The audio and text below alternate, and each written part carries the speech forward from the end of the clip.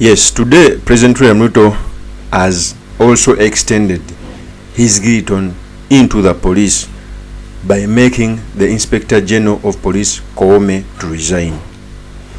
I saw this coming because the way how protesters were handled, it was as if there was no police in the country, to an extent that the police or the rioters were able to dislodge Parliament.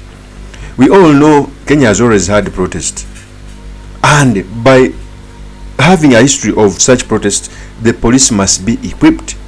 During this protest, we never saw the presence of the police as it was supposed to be. So today, the Inspector General of Police Koome, it is said he resigned. By the look of things, it seems that President William RUTO made him to resign because we have such a history. This is how Hilary Mutyambai tendered in his resignation. But the truth of the matter was revealed by President RUTO that he made him to resign. So in this episode, I've come to talk about the resignation of Martha Koome, what it means for Kenyan politics, and most importantly, the study materials we can learn from the politics of our nation. But before I do this, I want to notice that if you're new to this channel, please subscribe.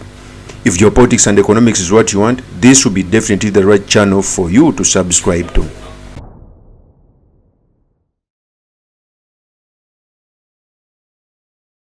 So after Kenya suffering one of the biggest protests ever since we got independence, William RUTO came out with drastic measures.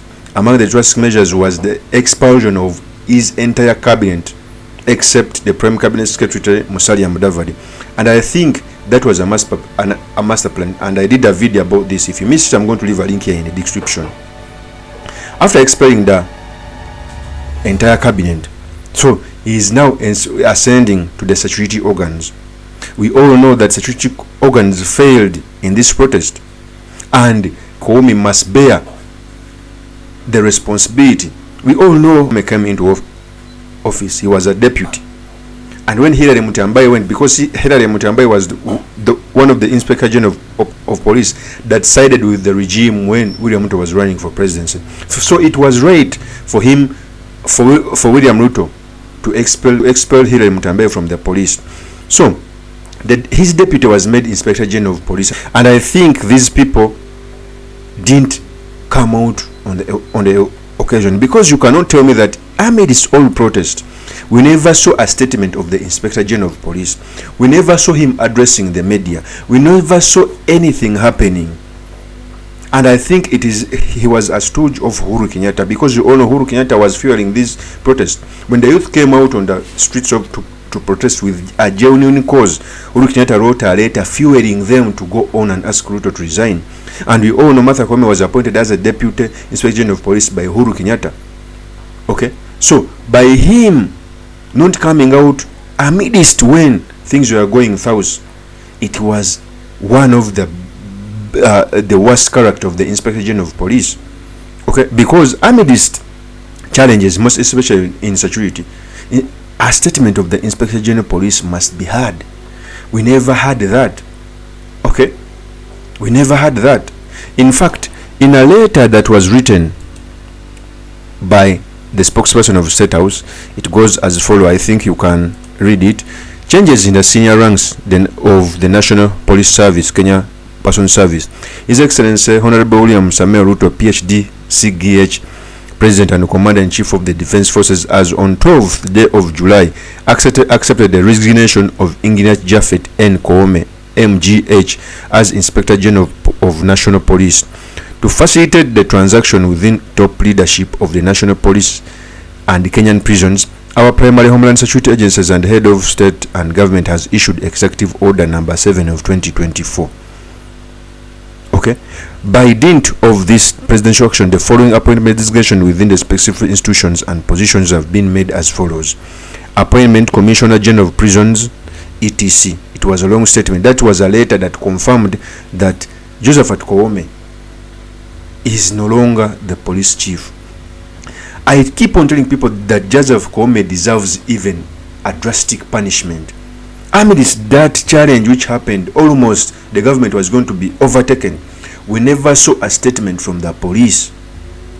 Koome, and I think he has some attachment with Uhuru Kenyatta, who never wanted Ruto. So I keep on telling people that maybe it is time for William Ruto to chase everyone who had a link with Uhuru Kenyatta, because some of them, they don't know how they are supposed to do their work. Some of them are excited. Okay, in fact, even apart from that, I think even William Ruto took some advice from Senator Cheriot. Senator Cheriot came out and talked about this. He came out to say that he is indeed not feeling well and not taking it in a good way, when in fact Aaron Cheriot had a point here. Let me first give you the tape when Aaron Cheriot was speaking about this. Here's the tape. That was in relation to the killings that were going on in Kerio Valley. It's been 2 weeks of protests, Mr. Speaker. Kenyans have lost their lives, others have been beaten, there have been challenges, police have faced also very difficult and hostile gangs on the streets. I am yet to hear the voice of the Inspector General.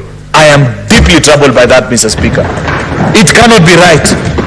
We were in this country, though I was not a leader and I was a young person in university, Mr. Speaker, when we faced the post-election violence, day by day, General Hussein Mohammed will brief the country and speak to the country and give them an update of what is happening. How can we face such a crisis, Mr. Speaker?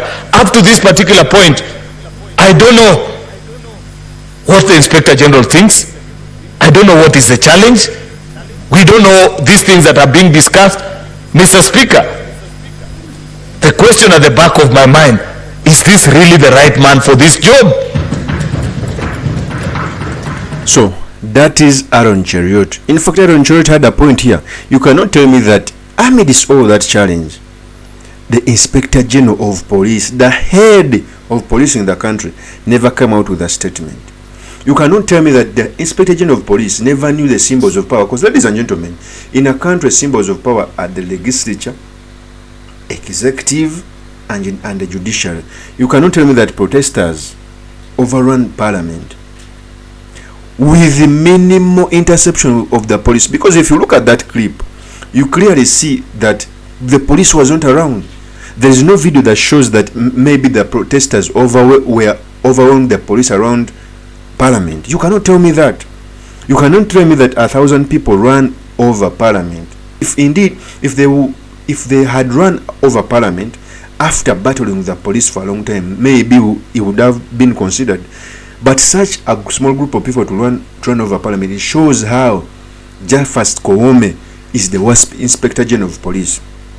Because I keep on telling people that one of the best traits to see that a leader is good, no, it's not when everything is okay. Even in normal circumstances at the job, the best manager is not seen when everything is okay. The best manager is seen when things have gone south, because when things go wrong, there's a lot of decision making which is supposed to be taken. There's a lot of hard stances that is supposed to be taken. In that regard, Jafat Koome is the worst Inspector General of Police, who deserves not to be the leader of police.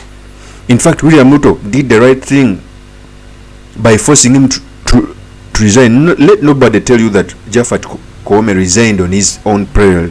No, he was forced like Hilary Mutyambai.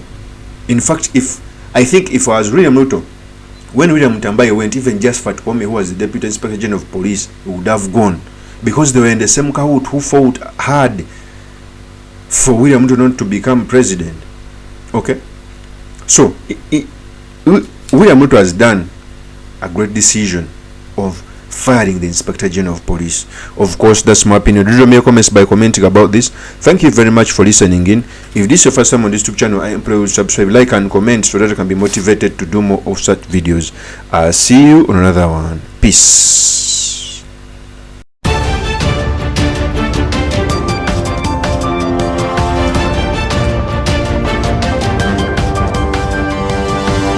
Thank you.